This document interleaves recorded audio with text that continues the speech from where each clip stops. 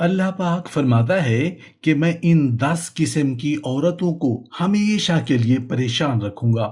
इन 10 किस्म की औरतों को हमेशा के लिए गरीब कर दूंगा। इन 10 औरतों का रिस्क तंग कर दूंगा।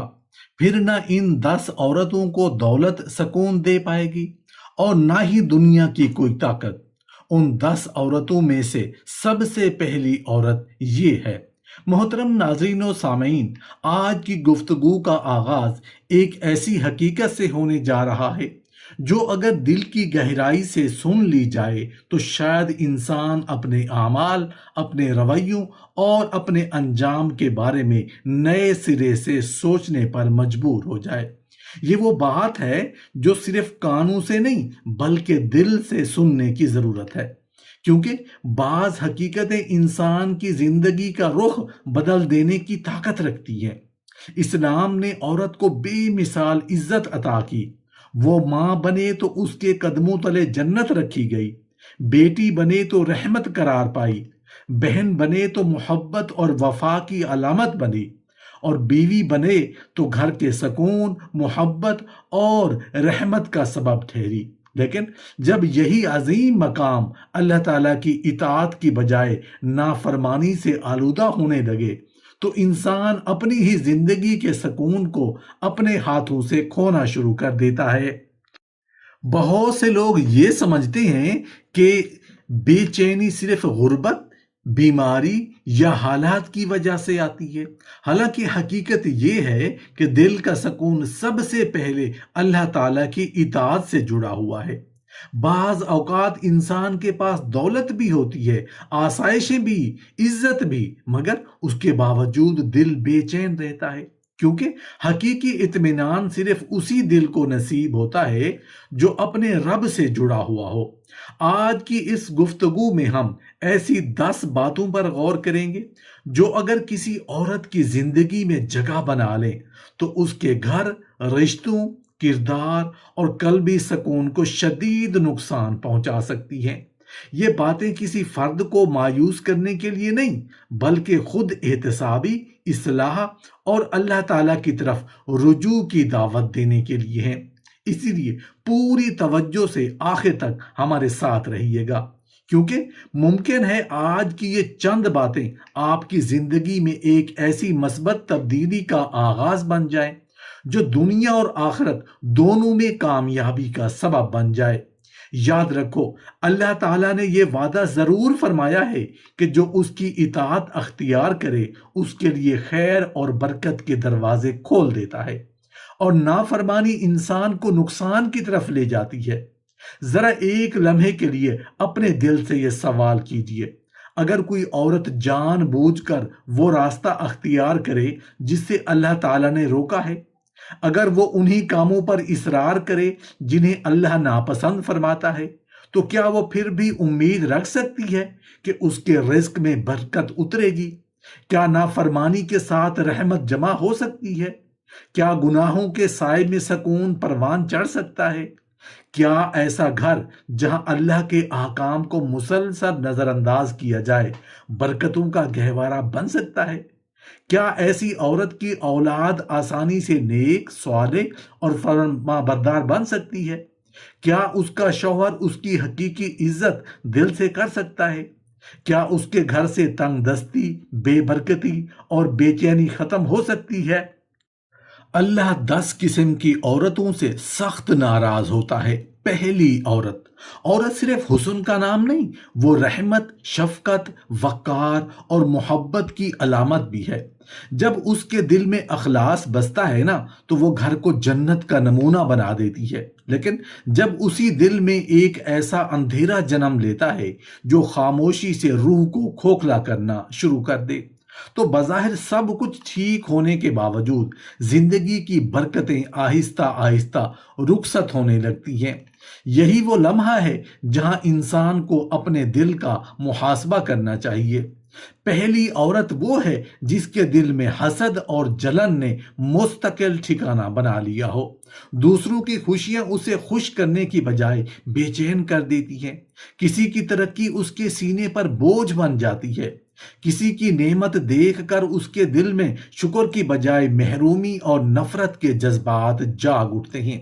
وہ خاموش رہتی ہے مگر اس کے دل کے اندر ایک ایسی آگ بھڑک رہی ہوتی ہے جو سب سے پہلے اس کے سکون کو جلا دیتی ہے۔ وہ بظاہر نیک، عبادت گزار اور دیندار دکھائی دیتی ہے، نماز بھی پڑھتی ہے، قرآن کی تلاوت بھی کرتی ہے، لیکن اگر دل حسد سے آلودہ ہو جائے تو عبادت کی مٹھاس بھی زندگی میں اپنا اثر کھونے لگتی ہے۔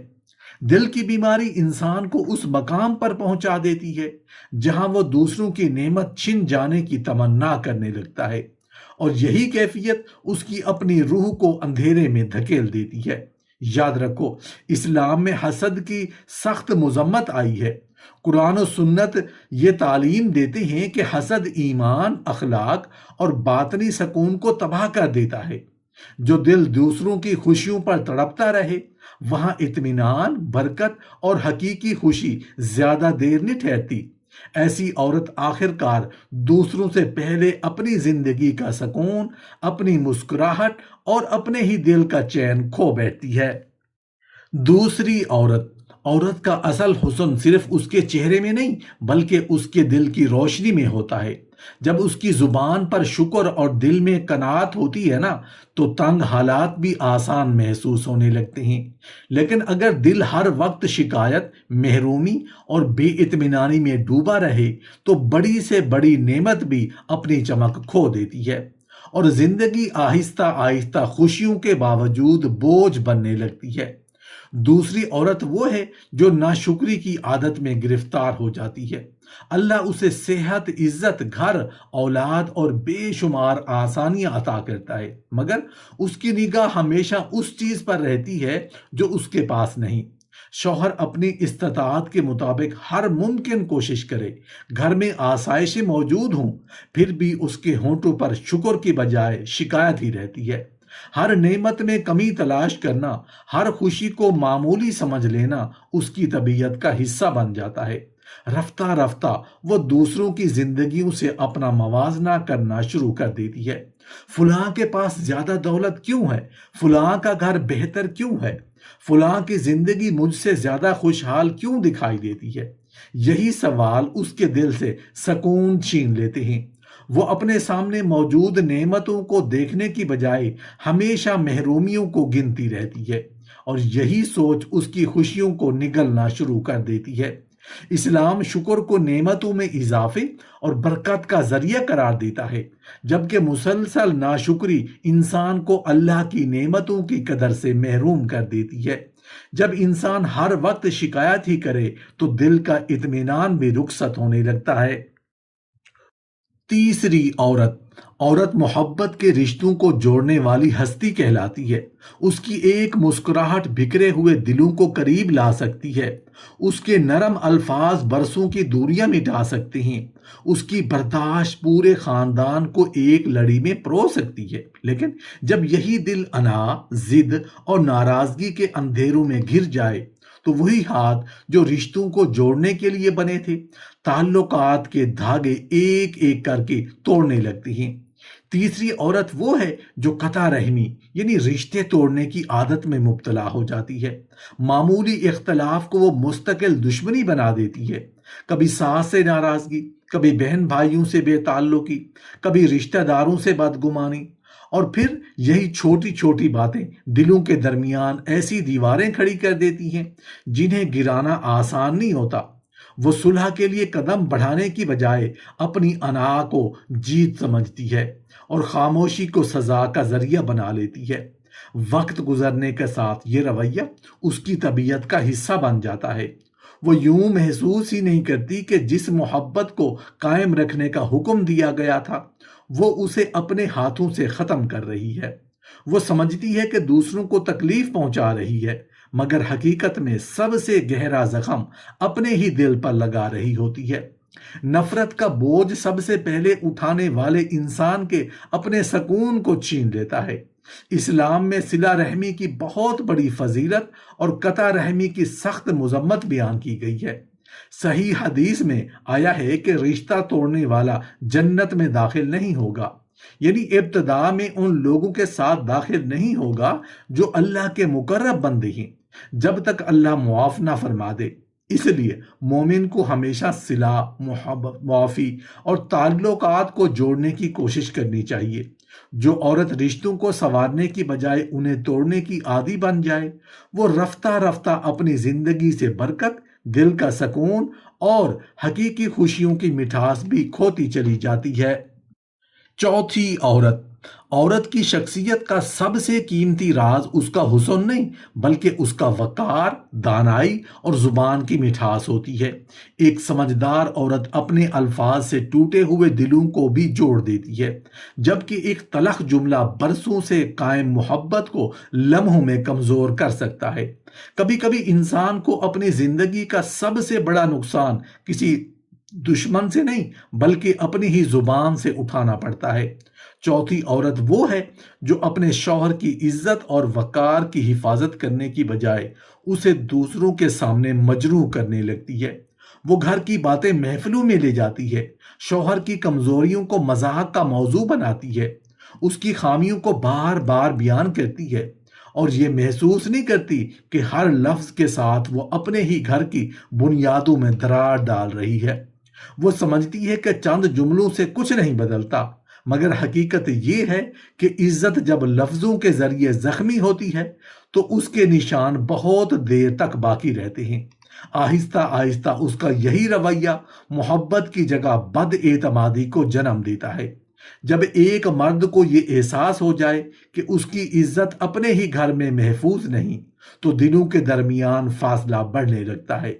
احترام ختم ہو جائے تو محبت بھی کمزور پڑنے لگتی ہے، اور وہ گھر جو سکون کا مرکز ہونا چاہیے تھا، کشیدگی کا میدان بن جاتا ہے۔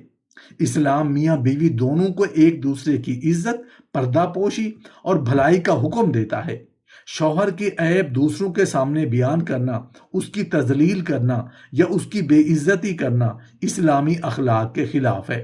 اس طرح شوہر پر بھی لازم ہے کہ وہ اپنی بیوی کی عزت، حقوق اور وقار کی حفاظت کرے۔ جب رشتے میں احترام باقی رہتا ہے تو اختلاف بھی محبت کو ختم نہیں کر پاتا، لیکن جب زبان عزت کو زخمی کرنے لگے تو گھر سے سکون، اعتماد اور برکت آہستہ آہستہ رخصت ہونے لگتی ہے۔ پانچویں، عورت۔ عورت کی اصل پہچان صرف اس کے کردار سے نہیں، بلکہ اس کے تعلقات نبھانے کے انداز سے بھی ہوتی ہے۔ جو بیٹی اپنے والدین کی محبت، قربانیوں اور دعاؤں کی قدر جانتی ہے، اس کی زندگی میں ایک ایسی روشنی شامل رہتی ہے جو ہر مشکل راستے کو آسان بنا دیتی ہے۔ لیکن جب انسان اپنی کامیابیوں، مصروفیات یا نئی زندگی کے نشے میں ان ہستیوں کو فراموش کرنے لگے جنہوں نے اسے سنبھال کر بڑا کیا، تو دل کی دنیا آہستہ آہستہ ویران ہونے لگتی ہے۔ پانچویں عورت وہ ہے جو اپنے والدین کی ناقدری کرنے لگتی ہے۔ شادی کے بعد وہ یہ سمجھنے لگتی ہے کہ اب ماں باپ کی اہمیت پہلے جیسی نہیں رہی، جنہوں نے اس کے لیے اپنی خواہشات قربان کی، اس کی ہر تکلیف پر راتیں جاگ کر گزاری۔ انہی کے ساتھ اس کا لہجہ بدل جاتا ہے، کبھی ان کی باتوں کو نظر انداز کرتی ہے، کبھی ان کی دل آزاری کرتی ہے، اور کبھی اپنی نئی زندگی کی مصروفیات میں انہیں تنہا چھوڑ دیتی ہے۔ وہ شاید یہ نہیں سوچتی کہ والدین کی رضا صرف ایک اخلاقی خوبی نہیں، بلکہ اللہ تعالیٰ کی رضا حاصل کرنے کا عظیم ذریعہ ہے۔ چھٹی، عورت۔ عورت کی سب سے خوبصورت پہچان اس کا کردار اور اس کی سچائی ہوتی ہے۔ جب اس کی زبان سچ بولتی ہے تو اس کے الفاظ دلوں میں اعتماد پیدا کرتے ہیں، اور جب اس کی نیت صاف ہوتی ہے تو اس کی موجودگی رشتوں میں سکون کا باعث بنتی ہے۔ لیکن اگر زبان پر مٹھاس ہو اور دل میں فریب چھپا ہو تو یہی مٹھاس ایک دن زہر بن کر اپنے ہی تعلقات کو کھوکھلا کرنے لگتی ہے۔ چھٹی عورت وہ ہے جو جھوٹ اور دھوکے کو اپنی عادت بنا لیتی ہے۔ وہ سچ کو اپنی خواہشات کے مطابق بدل دیتی ہے، باتوں میں ایسا رنگ بھر دیتی ہے کہ حقیقت پہچاننا مشکل ہو جاتا ہے، اور اپنے فائدے کے لیے دوسروں کو غلط فہمی میں رکھنے سے بھی نہیں ہچکچاتی۔ بظاہر وہ نرم مزاج اور خوش اخلاق دکھائی دیتی ہے، لیکن اس کے الفاظ کے پیچھے چھپی ہوئی حقیقت آہستہ آہستہ رشتوں کا اعتماد ختم کرنے لگتی ہے۔ ایسی عورت جہاں جاتی ہے وہاں شکوک، بدگمانی اور اختلافات جنم لینے لگتی ہیں۔ کبھی گھر کے افراد کے درمیان غلط فہمیاں پیدا کرتی ہے، کبھی ایک کی بات دوسرے تک بدل کر پہنچاتی ہے، اور کبھی اپنی بات منوانے کے لیے حقیقت کو توڑ مروڑ کر پیش کرتی ہے۔ وہ اسے اپنی ذہانت سمجھتی ہے، مگر حقیقت میں یہی رویہ اس کے اپنے سکون اور عزت کو سب سے زیادہ نقصان پہنچاتا ہے۔ یاد رکھو، عزت، محبت اور اعتماد سالوں میں بنتے ہیں، مگر ایک جھوٹ انہیں لمحوں میں گرا سکتا ہے۔ جو عورت سچائی کو اپنا زیور بناتی ہے وہ دلوں پر راج کرتی ہے، اور جو فریب کو اپنا سہارا بناتی ہے وہ رفتہ رفتہ اپنی ہی زندگی کے سکون اور اعتبار سے محروم ہونے لگتی ہے۔ ساتویں عورت، عورت کی سب سے دلکش خوبی اس کی عاجزی، نرم مزاجی اور پاکیزہ کردار ہے۔